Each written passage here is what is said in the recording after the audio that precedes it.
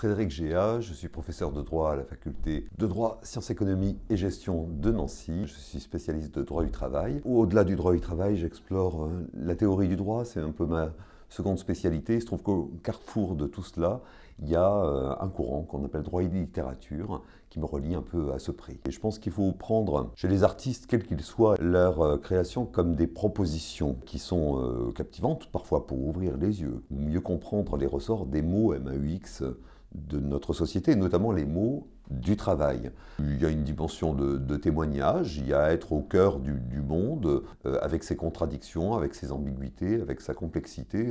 Je fais travailler mes étudiants de Master 2 sur une œuvre qui est Lacrima de Caroline Guéla-Nguyen. C'est un spectacle, c'est aussi un livre maintenant.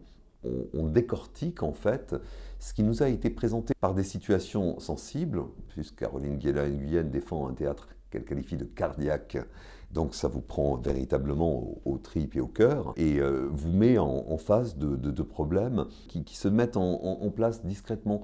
Question de santé au travail, par exemple, parce qu'on a affaire à des dentelières, dont on découvre que, à force d'être en apnée dans leur travail, précisément, eh bien, elles subissaient des maladies redoutables. On se retrouve dans ces situations sans la plupart du temps qu'il y ait un jugement tranché.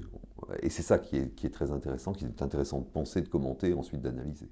Je m'appelle Marie Danser et je suis journaliste économique au journal La Croix. Pour moi, clairement, l'art, et y compris le cinéma, la littérature, nous aide à déjà entrer d'une certaine manière dans le monde du travail et éventuellement à changer notre regard. Moi, j'ai été très marquée là, dans la sélection qui nous a été proposée par le livre « Disparition inquiétante d'une femme de 56 ans », où clairement, à partir d'une histoire vraie, on est embarqué dans un récit qui nous paraît presque fictionnel. En tout cas, on suit l'histoire de cette ouvrière quinquagénaire que la narratrice a connue et dont elle nous fait le portrait, elle nous raconte son histoire. Elle fait aussi un peu une enquête sur les éléments de vie qu'elle n'a pas connus. À travers cette espèce de portrait, ce récit de la vie de cette ouvrière, on découvre une multitude de facettes du monde du travail, mais toujours sous une forme qui est à la fois romancée et à la fois très très réelle, très très concrète.